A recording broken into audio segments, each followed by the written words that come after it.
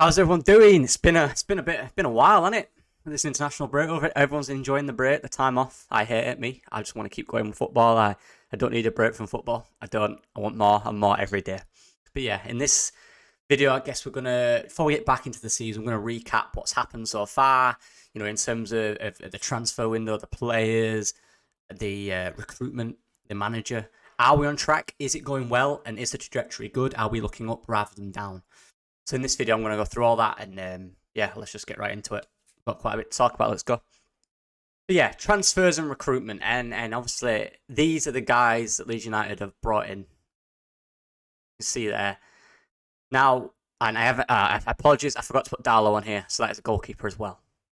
So we're going through the recruitment and players we brought in. And of course, the players you bring in have to be at the level, they have to be at price, they have to work well in the system, they have to be assets to the club that can take the club back to the Premier League. Now, with these guys, I think you've got to ask yourself, are you happy? Predominantly, I am, and there's reasons I'm skeptical. But the main focus is the players we brought in, for the most part, are proven at this level. Ethan Ampadu has proven above this level that he can do it. Jed Spence has proven it at this level. Glenn Kamara, again, not done it at this level, but done it in the Europa League, done it in Scotland. It's probably a little bit to prove. Jane Anthony, done it at this level, won the league, or gone up in the league with Bournemouth. Joe Perreault, done it in this league for 2 years now. Gurev, probably won again, playing in the first team in the Bundesliga, they're regular every week. Done it above this level. Sam Byram, we know about Sam Byram. Joe Rodon, done it at this level when he was at Swansea. And that's the key direction in which the recruitment seems to have gone in. We have a plan in recruitment. We have an idea of what type of players and a system in which we want to get players from. Now, that's good because you don't want to go scattergun.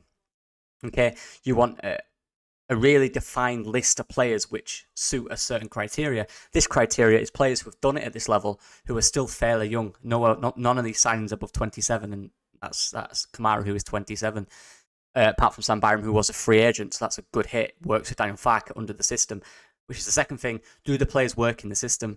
We've already seen Ethan Ampadu is brilliant in this system. Jed Spence will, of course, he will. That attacking fullback with excellent recovery speed to help, when the team counters, will work perfectly in this system. The interesting one is Glenn Kamara, how he will fit. Look, Glenn Kamara is really good at retaining the ball, just maintaining the ball, to be honest, and getting the ball in tight areas and finding little passes in tight areas, which will help with our ball progression. Giannantini is one. We obviously heard that they were interested in him early in the window, but Bournemouth said there was no chance. So that option came. We've got him. Will he work in the system? I think he will. Again, that thing about which is vital in this system. You're all right keeping the ball. We have the players to keep the ball, but how can we progress it to be more dangerous? Giannanti is that cog. His off the ball movement and the way he runs with the ball, just quick decisions will help a lot. Joe Perreault is the one for me. Doesn't fit the system. We will have to adapt to this system. Because what you have there is a striker under a good coach and good players around him can get 20 to 25 goals in this league. Grev, for me, fits it perfectly. Dark horse, this guy, believe me. Really impressed. His passing is ridiculous. His ball retention is ridiculous. We're going to see something good from him this year if he keeps fit. Sam Byram works from Daniel Farke, done it under Daniel Farke, had big injury issues. The only reason he's not developed in his career.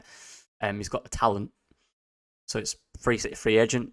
Tick. Joe Rodon, ball playing centre half, who can drive the ball out, progress the ball forward, good in the air, good with his feet, good in the tackle, works perfectly. And the guy below us, the manager, done it at this level twice. Won the league at this level twice in the last 5 years. Is there anyone better? For now, right now, what we have to build something around and get them up to the Premier League, is there? When you get to the Premier League, there's other questions there. Do you back him? I would. But do you back him? Do you give him the tools that Norwich didn't necessarily give him in terms of funds? I would. Now, we're led to believe everything is good under Daniel Farke, but now what we have to start seeing as we get to the middle of the season, we want to see performances increase, but we also need results to go with those promises, because at the end of the day, this project, whatever you call it, is not necessarily a project to the fans if we don't get promoted. That's what the fans want. Now, if you look at the players we brought in and the manager and the whole structure around him with his coaches and the philosophy he's got, he has the tools, and we have the tools now, I believe, to get promoted this season, or at least get to the playoffs. At least, minimum, be in that playoff final. Then it's a lottery. on the day. But these players work for me, and you look at about who you've lost and how you replace them. Look, we've lost Sinistera, but the worst case scenario was we lost him, we got nothing in. But what we've actually got is a guy in who has done it at this level, getting 15 goal involvements in the Championship the season when they got promoted, which is his second senior thing in the Championship, by the way. Very young at that point. Well, fairly young at that point, who just broke through the first team. And in bringing in Jay Nante, you've got someone who can help with the output. Sinistera would have got the potential output. That's what you've got to look at. Let's talk about the injuries. Sinistera, he's not our player. We're talking about the potential output of each player at the maximum point. And Jay Nante's potential output, you're probably looking at around 15 to 20 goals, potentially. Sinistera would have been in the 30s, potentially, because of how talented he was if he'd have played consistent. But the thing with Jay Nante is, it's a player that Daniel Farke liked and wanted to play in the system, so best believe he will get the best attributes out of Jay Nante. And again, you're looking at Kamara, you look at the midfielders we lost. We lost McKennie, we've lost Adams, we've lost Rucker. Our three midfielders from last year have all gone. We've had to revamp it. And for me, Kamara and the emergence of Archie Gray, which has been absolutely astronomical, by the way, Archie Gray, Gruev, Kamara, and Ampadu sounds real tasty to me. It does. I like the sound of that. And you've got Shaq who can do a job in there as well if he's needed. But Ampadu, Gray, Gruev, and Kamara, to replace three of those players, is excellent work. And look at the attributes of the players. They have everything we need in this system, right? Even Ampadu, we've seen can progress the ball. He's learning that defensively, and his shape and his positional play is absolutely outstanding for the most part. One or two times on marking where he's not gone out quick enough to a guy, which has probably been his fault. But bar that, in terms of attributes and what he brings to this team, he is a vital cog. Probably for me, the most vital cog in this team. I genuinely believe that. You look at Glenn Kamara and Gruev and what they can bring, but what I will say about Gruev, and I want to see more of Kamara, I'm not seen that much. Gruev has a lot of hidden gems, I think, in his performance. The way he plays, I think he can be a lot more effective going forward. His forward passing and his technique in passing is underrated. He will cut lines with passes. He will get that ball into that 10 in dangerous areas where we always seem to go around. He will do that. Watch Gruev. Goals. Lost Rodrigo, our goal scorer. How do you get him in? Bring the Championship goal scorer that scored 19 goals and 21 the season before. We got him. Let's work how we can figure him out in the system now, because that's what we have to do. Sam Byram, we need the left back. Sam Byram, look, free agent, not a good injury record, but we have him. And it seems like Daniel Farke is putting trust in Junior Firpo when he returns. Do we have enough there? We'll get into that in a minute. Joe Rodon, who do we lose? Robin Koch, Lorente, yeah. Joe Rodon, for me, as a player in this system, as a player in terms of attributes in this system, fits, and he's better than them for me. We lost the manager, we brought in Daniel Farke. Good transfer window, good recruitment.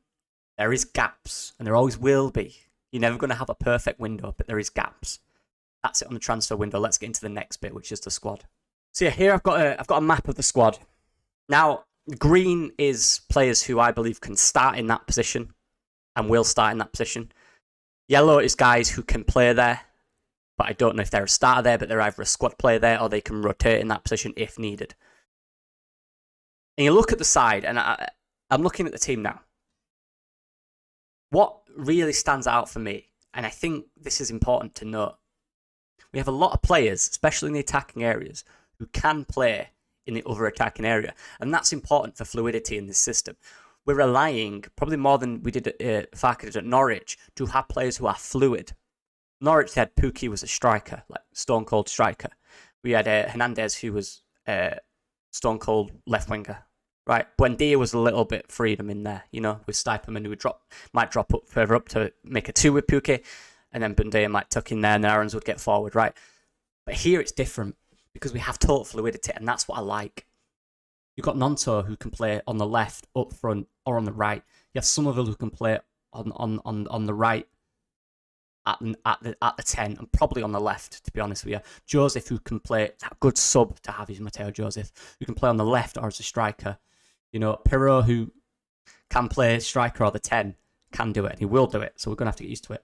Rutter, who could play the 10, who could also play the striker, who could also play on either wing, let's be honest with it. James, who could probably play either wing as well. There's a lot of movement. Duffy, who could play both. There's a lot of fluidity in the front. whoever starts in that position, what I like about this squad is there's a lot of potential output as well. You look at the players we have here. Anthony, potential of 15 goal involvements. Nonto, potential of 15 goal involvements. James, probably, depending on how much game time these guys get. Obviously, we're talking about when they play and if they started each game, for example, probably similar. He's done it before. Matteo Josie could probably get around 10 goal involvements. Maybe 5 to 10 coming off the bench, getting 1 or 2 assists, getting 3 or 4 goals, that sort of game, that sort of ballpark. Good season for him if he can do that. That's just on one wing. So you've got a potential there from each individual player to get 15 goal involvements from one side. But you've played Anthony, and then you've got Nonto on the right.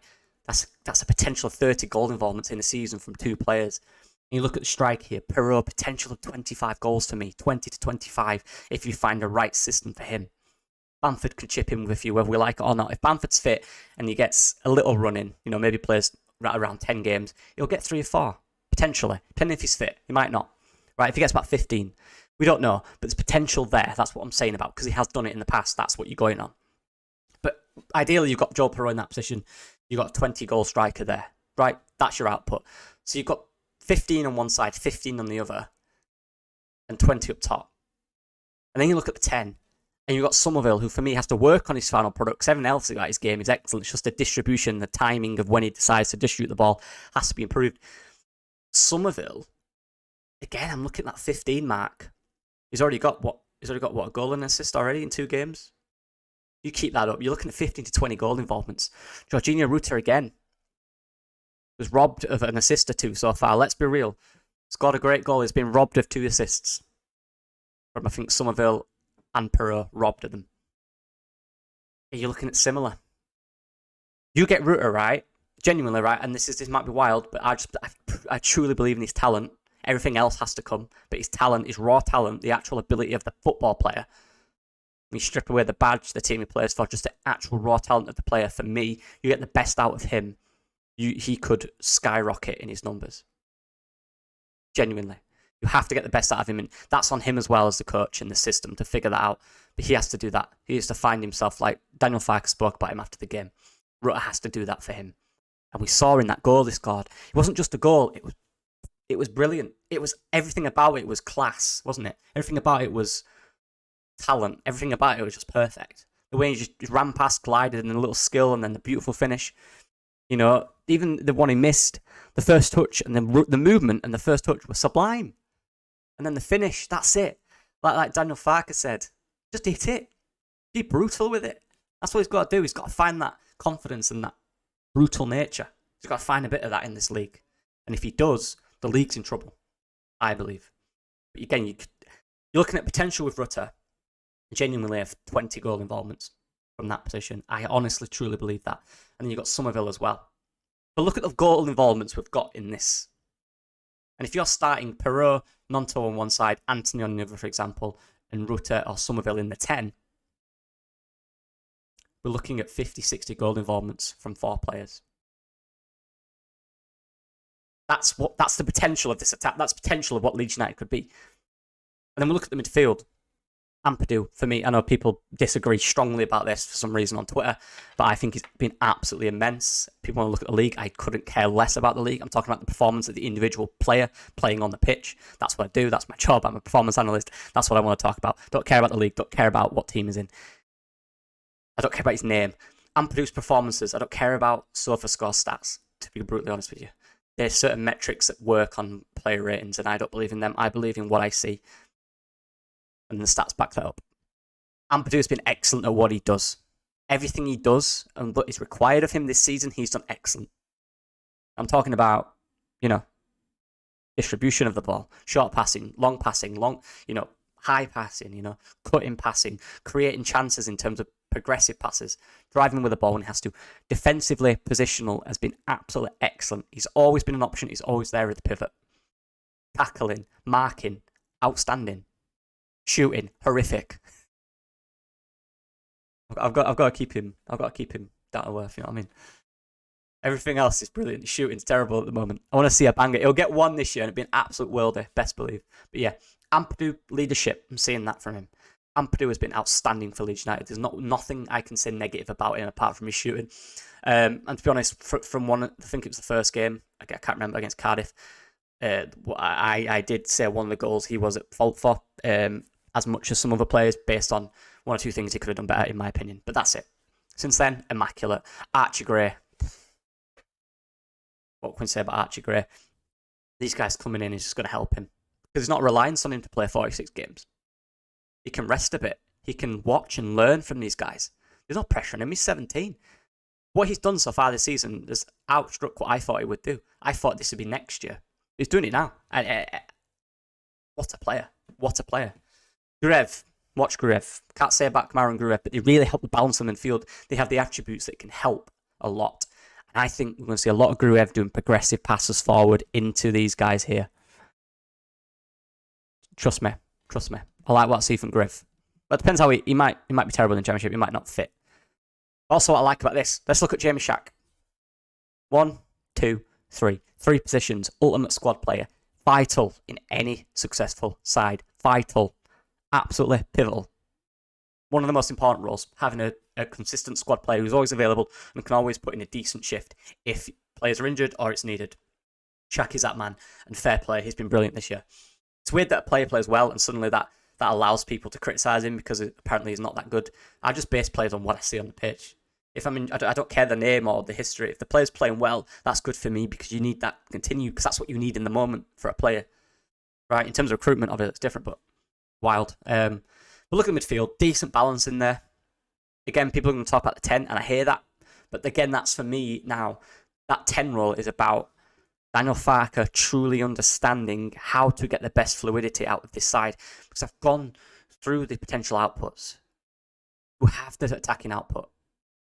We just have to get the balance and the chemistry right between the front four, whoever that is, and best believe whoever that is in the 10, Rutter or Somerville, if they have the connection with Perot, James, Anthony, or Nonto, or whoever's on this side, they will obliterate any Championship team. They will, because their talent is ridiculous. We just have to find the right balance, the right triggers of passing the ball, the right movements to create better passes. That's what we have to do. Forget about the 10. We can't deal with that anymore. That's gone. We have to look at what we've got, and what we have is a lot of potential goal involvements in this front four. A dangerous amount. The balance in the midfield now with Gruev and Kamara, I like a lot. With Gray in there, you know, these guys, will they play? Probably not. Shaq in there, real good balance. Jed Spence really helps that right back. Decent back up in Ayling and Shaq, who can do a job, you know. Again, we need depth in this side. We can't be asking for 15 first team players that want to play every second of a game, because at the end of the day, 11 can. But Ayling now, if Spence does start, which I believe he might, there is talk about Ayling at left back, which I'm interested about, but not for me. Yeah, the centre back is a bit light, to be honest. I didn't realise until I did this. Look at all these players who can play in each position. Centre back's a bit light. Now, I guess you've got both, so you could have all these guys could play on one side and all could play on another. So I guess in that sense it isn't. You kind of wouldn't need another. We've got some young guys there. Mullen, Montiero, and Chris Moore. They could play there, but they're not there yet. So we have, at the end of the day, if we lose, and Cooper's not fit yet, at the end of the day, if we lose a Rodon and a Stroik, which can happen, we're in a bit of trouble. So we have to be careful at centre-back.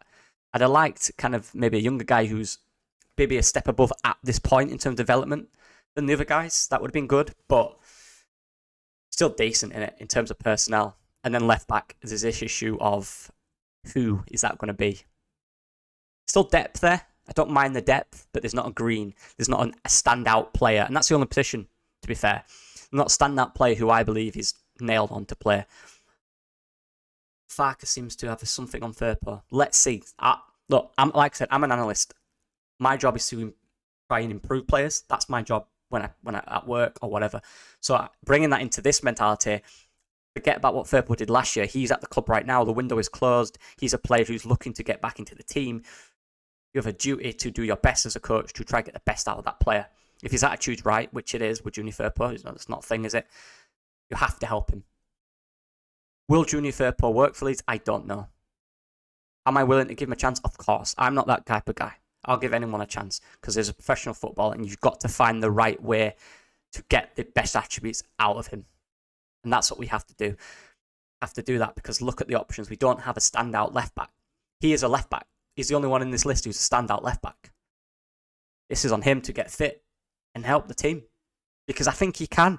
If he's coached right, if he's in the right system, if we can, again, adapt the style in which we play to not really have as much one-on-one defending on this side, we could be all right there. Because he has good attacking output, Firpo. I've always liked his attacking output. We have to find a way to make these players fit. And that's the same for Spence, everyone that's coming. Anthony, Pirot, vital one. Find a way to fit them in. And the output in this side, in an attacking sense and defensively, with Ampadu, Grev, Kamara, Strout, Rodon, Spence, Shaq, Firpo, is excellent. Goalkeeper, decent. Fair play to Meslier, he stayed. He's here. He's not complaining about it. He's getting on with it. Can't disagree with that. Fair play to him. Darlow, decent backup, 400k. Can't complain. Won this league. That's the squad.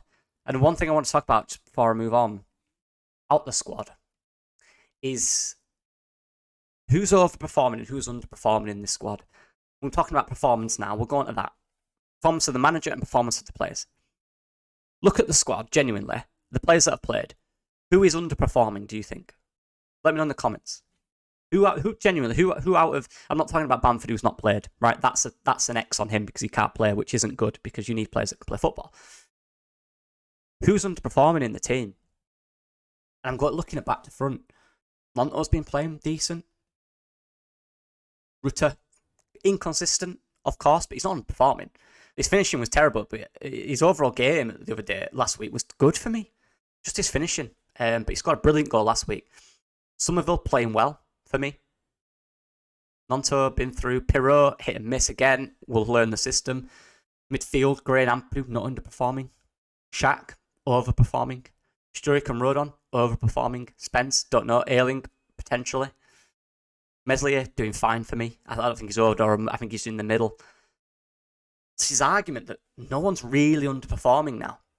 And now we've got a right back in which struggled. There were issues there, obviously, that's why we got one in.